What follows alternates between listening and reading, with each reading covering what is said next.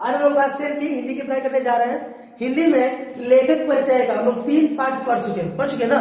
पिछले हम लोग 3 वीडियो में लेखक परिचय का 3 पार्ट पढ़ चुके हैं, पार्ट 1, 2, 3। आज हम लोग लेखक परिचय मतलब हिंदी का जो लेखक है ना, उन्हीं का परिचय का पार्ट नंबर 4 लेकर आए हैं। ठीक है, पार्ट नंबर 4 है। और देखा जाए तो काव्य खंड का पार्ट नंबर 2 है। 2 पार्ट में हम लोग गद्य खंड पढ़े थे। 2 पार्ट में हम लोग गद्य खंड पढ़े थे 6 लेसन का। 12 लेसन है ना गद्य खंड में। 12 लेसन आपका क्या है, काव्य खंड में ही है ना। 12 लेसन काव्य खंड में। तो 12 लेसन में 6 लेसन का हम लोग पार्ट 1 इसका पढ़ चुके हैं।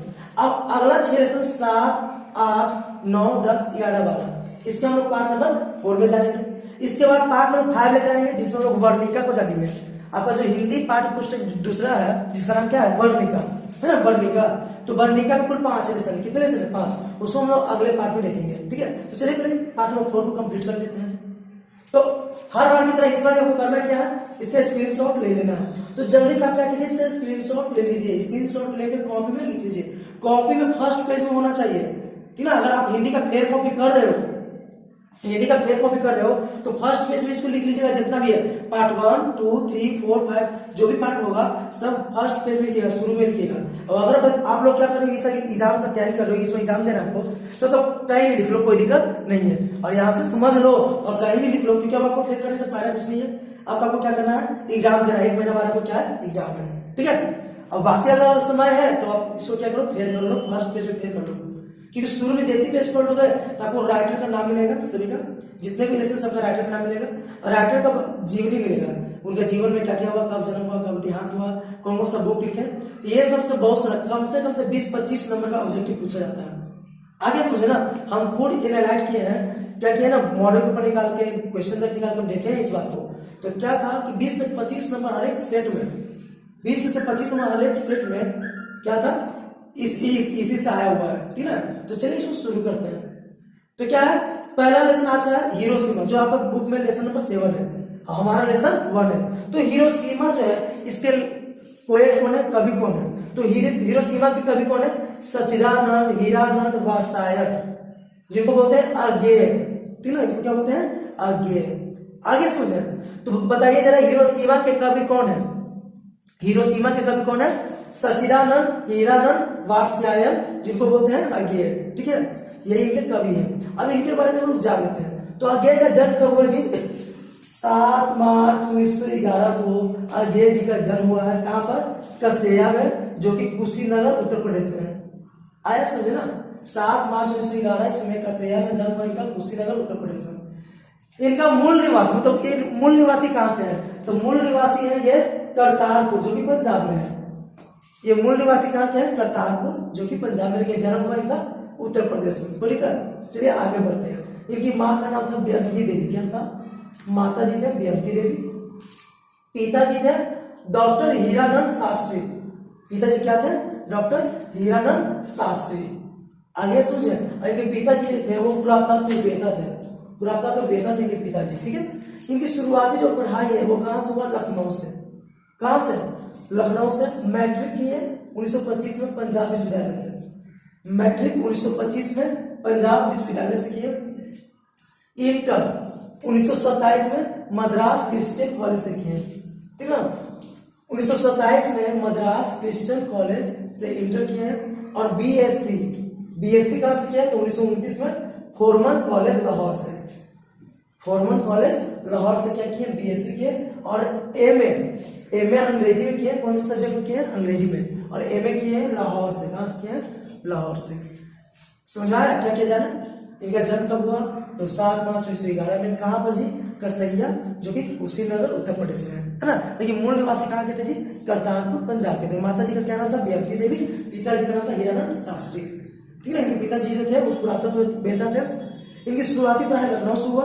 इसके बाद लखनऊ के बाद जो मैट्रिक का परीक्षा था वो कहां से पास किया, तो 1925 में पंजाब विश्वविद्यालय से। इसके बाद इंटर की परीक्षा 1927 में मद्रास क्रिश्चियन कॉलेज से की है। ठीक है, अगर ये डेट याद है तो आगे याद होते जाए। क्यों, 25 में मैट्रिक किया, तो मैट्रिक और इंटर कितने साल होता है, 2 साल का ना, 2 साल होता है ना इंटर जी। तो 25 के बाद 27 में क्या किया, मद्रास क्रिश्चियन कॉलेज से। ठीक है, उस पर बीएससी कहां से किया, तो 1929 में फॉर्मन कॉलेज लाहौर से किया। एमए कहां से किया, तो लाहौर से किया, अंग्रेजी में। ठीक है, आगे समझ रहे हैं? अब आगे बढ़ते हैं। 4 अप्रैल 1987 को इनका क्या हो गया है? देहांत हो गया, स्वर्गवास हो गया। 4 अप्रैल 1987 को इनका स्वर्गवास हो गया, देहांत हो गया।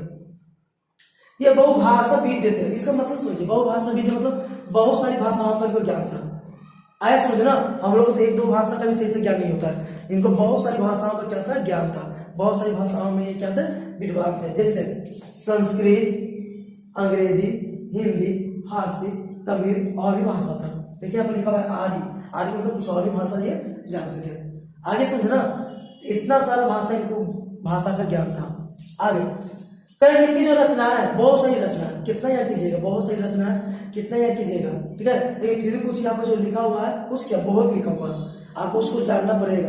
क्योंकि अगर हम आपको बताते हैं ये 5 को याद रख लीजिए, जरूरी है कि एक 5 को पूछेगा, कहीं से भी पूछ सकता है ना, इससे आपको पूरा याद रखना पड़ेगा। लेकिन हम बता रहे थे कैसे मेन कौन है, मेन जो है वो बता रहे थे, इसमें से जो मेन वो बता रहे थे, लेकिन फिर भी आपको पूरा याद रखना होगा। ठीक है, तो इसका मेन लिखित क्रम बताते हैं कि मेन कौन है। मेन है आपका सरानीरा। सरानीरा जो है मेन है, पूछेगा सरानीरा किनकी रचना है? तो अज्ञे जी का है। ये भी पूछेगा लौटती पगडंडिया किनकी रचना है? तो अज्ञे जी का है। ठीक है, सप्तक करके कुछ पूछेगा, सप्तक, सप्तक करके कोई भी 4 सप्तक, दूसरा सप्तक, तीसरा सप्तक, चौथा सप्तक, कुछ भी पूछेगा तो क्या बोलेगा? अज्ञे जी का। सप्तक समझाता है, सप्तक में 7 कवियों को मिला के लिखे हैं। आया समझे ना? आगे करा पुष्करणी, शाश्वती, ये किनका है? तो अज्ञे जी का है। ठीक है, तो ये सभी का क्या है? मेन है। एक अद्यतन भी मेन है। अद्यतन किनका है? तो अज्ञे जी का है। अब बाकी जो बच गया क्या, उसको छोड़ देना है, उसको भी याद रखना है कि इतना मेन है। ठीक है, सरानीरा किनका है जी? तो अज्ञे जी का है। लौटती पगडंडिया अग्नि जी का है। ठीक है, इत्यलम अज्ञे जी का है। भग्नदूत अज्ञे जी का है। नदी के द्वीप अग्नि जी का है। ठीक है, आत्मने पर अज्ञे जी का है। तो ऐसा बहुत सारी रचनाएं की हैं। ठीक है, तो सबका नाम आपको क्या करना है? याद कर लेना है। लेकिन ये जो अभी हम लोग को पढ़ना है हिरोशिमा, क्या पढ़ना है? हिरोशिमा। ये कहां से लिया गया है? ये लिया गया है आपको सरानीरा से। कहां से लिया गया है? सरानीरा से। कहां से? सरानीरा से। याद हो गया? ये पूछा जाएगा कि हिरोशिमा जो कविता है ये कहां से संकलित है? तो सरानीरा से। ठीक है, अब हिरोशिमा क्या कविता है इसका भी वीडियो बनाएंगे, लेकिन उसको अलग से, सभी लेसन का हम अलग से लेसन बाय लेसन वीडियो बनाएंगे। ठीक है, लेकिन अभी लेखन परिचय बता रहे हैं, इसमें लेसन के बारे में कुछ भी नहीं बताएंगे। लेसन के बारे में क्या बताएंगे? उसके वीडियो में। ठीक है, चलिए अगला लेसन। अगला लेसन नाम है एक वृक्ष की हत्या। इसके कवि कौन है? कुंवर नारायण। कौन है? कुंवर नारायण। इनका जन्म जो है 19 सितंबर 1927 में लखनऊ में उत्तर प्रदेश में हुआ था, है ना? 19 सितंबर 1927 में लखनऊ उत्तर प्रदेश में हुआ था। हम यहाँ पर देख रहे हैं कि अधिकतर राइटर जो हमारे बुक में है, हमारे किताब में अधिकतर जो राइटर लोग कहाँ गए? उत्तर प्रदेश के ही लिख रहे हैं। अधिकांशतः जो कवि हो गए या लेखक हो गए, शुरू से जो पढ़ रहे हैं आप मिला के देखिए, नोटिस कीजिए, अधिकतर आपको उत्तर प्रदेश का ही मिल रहा है। नहीं, चलिए ठीक है। आगे 1950 के आसपास से क्या किए? कविता लिखना शुरू किए। 1950 के आसपास से कविता लिखना शुरू किए। इनकी मुख्य रचनाएं क्या क्या है? चक्रव्यूह, परिवेश, हम तुम, अपने सामने, कोई दूसरा नहीं, इन दिनों, आत्मजयी, आकारों के आसपास, आज और आज से पहले, मेरे साक्षात्कार। ठीक है, ये सभी के क्या है? प्रमुख रचना है। ठीक है, तो ऐसा पूछा जाएगा, बताइए आकारों के आसपास ये किनकी रचना है? कुंवर नारायण जी का। इन दिनों किनकी रचना है? कुंवर नारायण जी का। आत्मजयी ये किनकी रचना है? कुंवर नारायण जी का। ठीक है, अब इनको बहुत सा प्राइज मिला, बहुत सा पुरस्कार मिल चुका है। कौन सा? तो साहित्य अकादमी पुरस्कार, कुमारन आसान पुरस्कार, व्यास सम्मान, प्रेमचंद पुरस्कार, लोहिया सम्मान, कबीर सम्मान इत्यादि और भी बहुत से पुरस्कार मिल चुके हैं। अब इससे भी एक चीज देख रहे हैं कि जो साहित्य अकादमी पुरस्कार है, साहित्य अकादमी पुरस्कार है, लगभग जितने हम लोग राइटर के बारे में पढ़े उसमें से मोस्टली अधिकांशतः लोगों को साहित्य अकादमी पुरस्कार मिला हुआ है। अधिकतर लोगों को क्या मिला हुआ है? साहित्य अकादमी पुरस्कार। नहीं, चलिए ठीक है। ये जो कविता है एक वृक्ष की हत्या, ये किससे लिया गया है जी? इन दिनों से। किससे लिया गया है? इन दिनों से। ये पूछा जाता है, ये तो बहुत खास है। जो बता रहे ना कि हिरोशिमा कहां से लिया गया है? तो सरानीरा से। बहुत खास ये ऑब्जेक्टिव है। एक वृक्ष की हत्या ये कहां से लिया गया है? तो इन दिनों से। आया समझे ना? इन दिनों के रचनाकार कौन है? कवि कौन है? तो कुंवर नारायण जी। ठीक है, चलिए इसको साफ कर लेते हैं। साफ कर लेसन नंबर 9, 10, 11, 12 लेकर आते हैं, इसको बोले साफ कर लेते हैं। तो अगले लेसन की ओर बढ़ते हैं हम लोग। अगला लेसन जो है लेसन नंबर 9, जिसका क्या नाम है? हमारी नींद। अगर आप अपने बुक में देखते हो तो बुक में लेसन नंबर 9 क्या क्या नाम है, हमारी नींद। इसके लिखने वाले कौन है जी, तो बीरेन डंगवाल। इसको लिखने वाले कौन है, बीरेन डंगवाल। तो चलिए इसको परिचय बताएं, इससे पहले फिर सब क्या कीजिए, स्क्रीनशॉट ले लीजिए, क्योंकि जब हम परिचय बताएंगे तो जहां जहां हमको ऑब्जेक्टिव दिखेगा वहां वहां हम क्या करेंगे, अंडरलाइन करेंगे, तो थोड़ा सा फिर क्या हो जाएगा, गंदा हो जाएगा। तो अभी साफ सुथरा है, आप जल्दी से क्या कीजिए, जल्दी से इसका स्क्रीनशॉट लीजिए और लिख लीजिए कॉपी में। तो मेरे आप इसका स्क्रीनशॉट ले चुके होंगे, ले लीजिए स्क्रीनशॉट। तो आगे बढ़े, चलिए अब स्क्रीनशॉट ले ही नहीं है, तो आगे बढ़ते हैं। तो चलिए देखिए, इनका परिचय जानते हैं कि बीरेन डंगवाल का जन्म कब हुआ है ना, कौन कौन सी और किताब या कहानी या कविता क्या क्या लिखे हैं वो सब देखते हैं। तो लिखा हुआ है कि बीरेन डंगवाल जी का जन्म जो है 5 अगस्त 1947 को कीर्ति नगर टिहरी गढ़वाल उत्तरांचल हुआ। क्या सीखे, ये सीखे कि इनका जन्म कब हुआ, तो 5 अगस्त 1947 को। कब हुआ जन्म, 5 अगस्त 1947 को, आजादी के 10 दिन पहले, है ना, हम लोग आजादी के 10 दिन पहले 5 अगस्त 1947 को क्या हुआ, इनका जन्म हुआ। वो भी कहाँ, कीर्ति नगर। कीर्ति नगर कहाँ है जी, तो टिहरी गढ़वाल जिला में, जो उत्तरांचल में।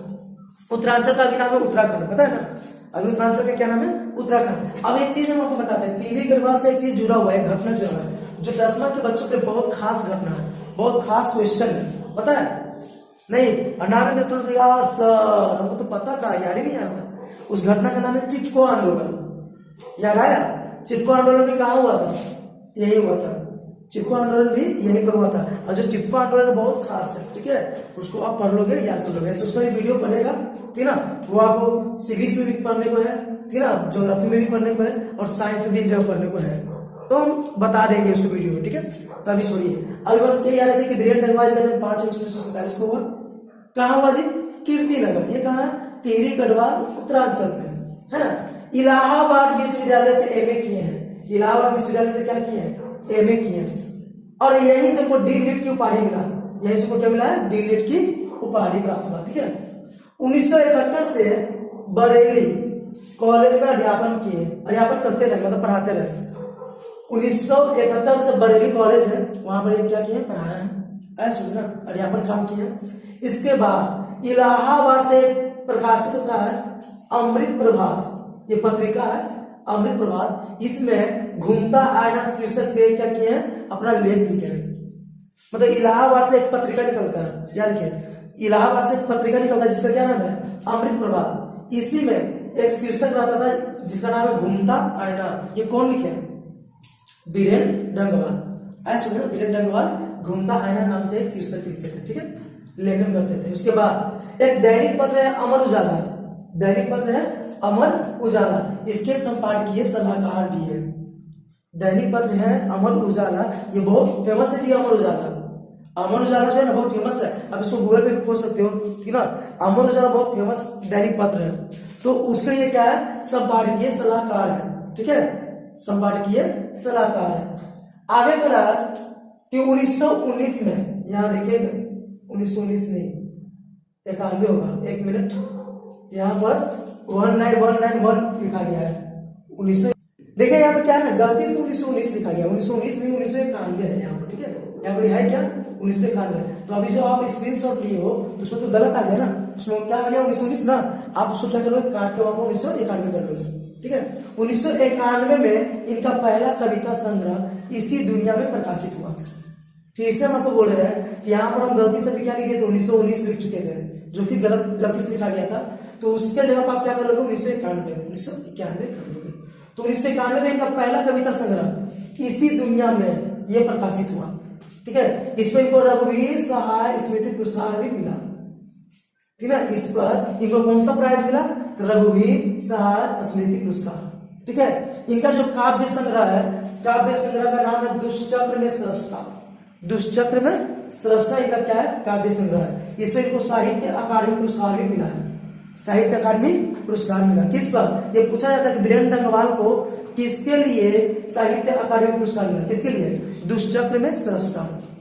किसके लिए इनको रघुवीर सहाय स्मृति पुरस्कार मिला, किसके लिए, इसी दुनिया में, या ऐसे पूछ सकता है कि इसी दुनिया में किनकी रचना है, तो बीरेन डंगवाल जी का, है ना। और इसी दुनिया में के लिए बीरेन डंगवाल जी को क्या प्राप्त हुआ, क्या मिला, तो क्या मिला, रघुवीर सहाय स्मृति पुरस्कार, आया समझना। इसके अलावा इनको श्रीकांत वर्मा स्मृति पुरस्कार भी प्राप्त हुआ। फिर कविता के लिए वो क्या प्राप्त हुआ, शमशेर सम्मान भी प्राप्त हुआ। कविताओं के लिए क्या मिला इनको, शमशेर सम्मान।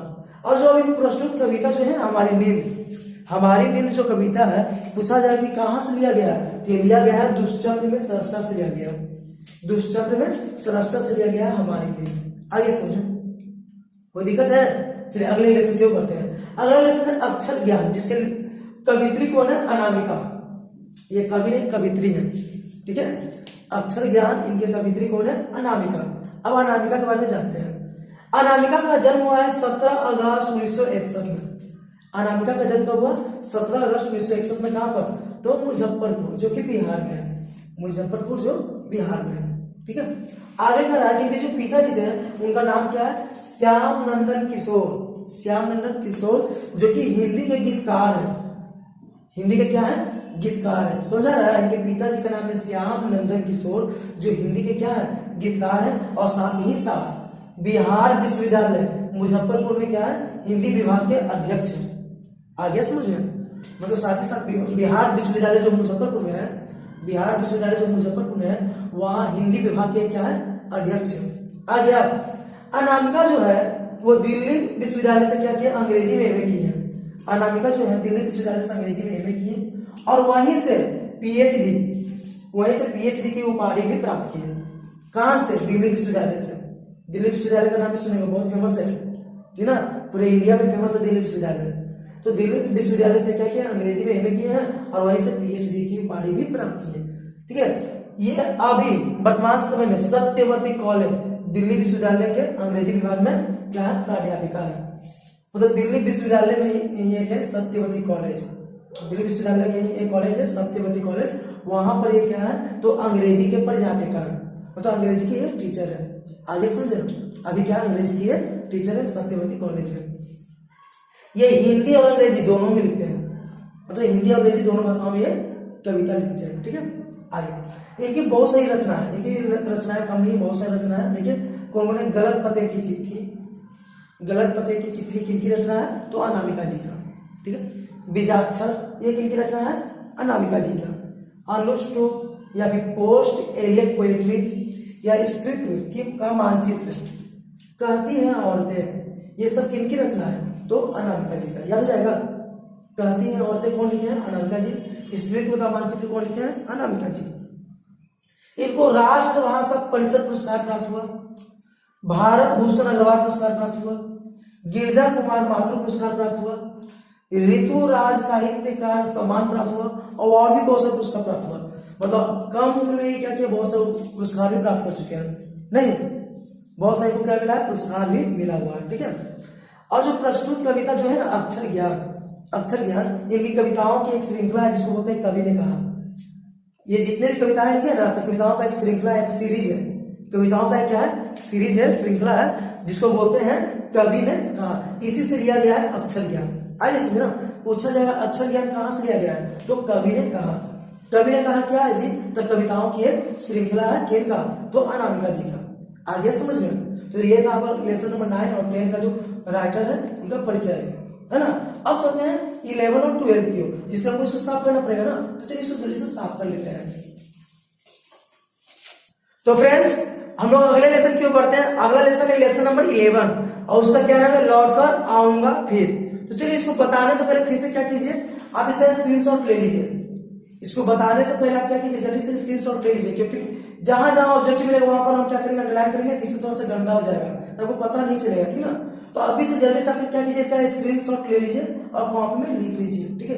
ये जितना भी पढ़ा रहे हैं 12 पढ़ने के 20 से 25 ऑब्जेक्टिव इससे मिल जाएगा आपको, लगभग 20 से 25 ऑब्जेक्टिव आपको इससे मिल जाएगा। तो इसलिए बोल रहे हैं कि आप इसको लिख ही लीजिए कॉपी में, और कॉपी में लिख कर इसको क्या कर लीजिए, 102 बार पढ़ोगे आपको याद हो जाएगा।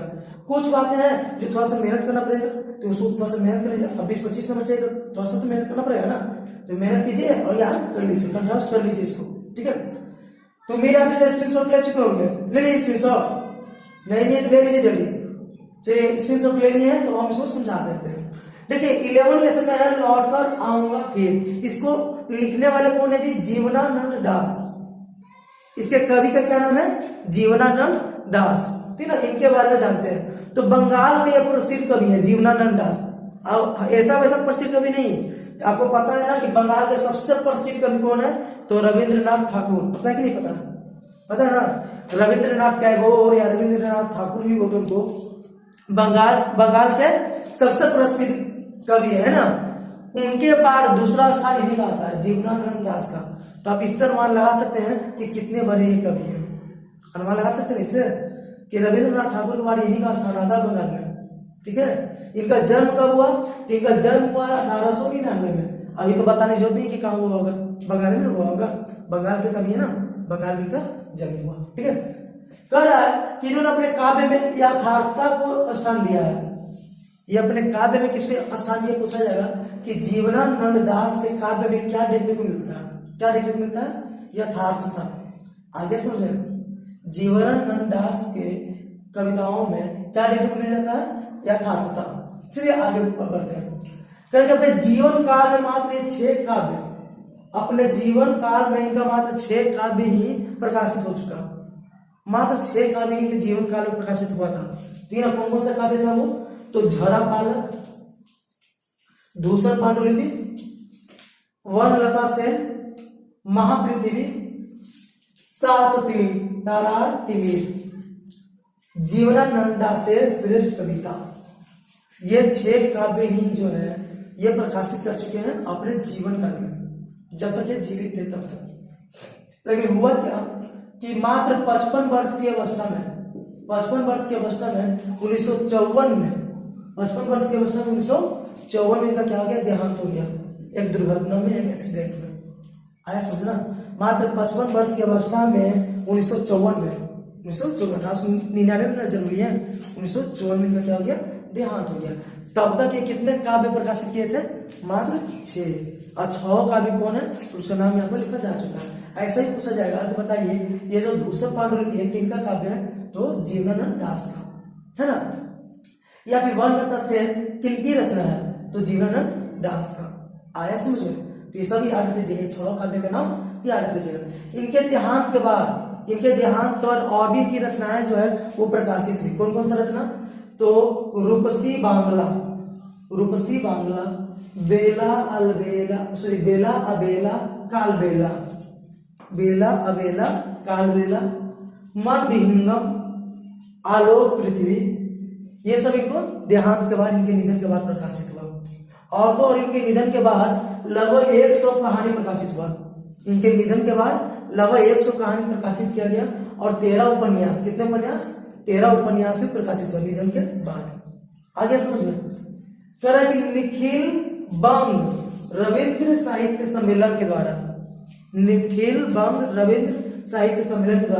वनलता सेन जो था ना, वनलता सेन बताया था ना, वनलता सेन को 1952 में श्रेष्ठ काव्य ग्रंथ का पुरस्कार मिला है। आया समझना, वनलता जो सेन इनका काव्य है उनको श्रेष्ठ काव्य ग्रंथ का पुरस्कार मिला कब? 1952 में।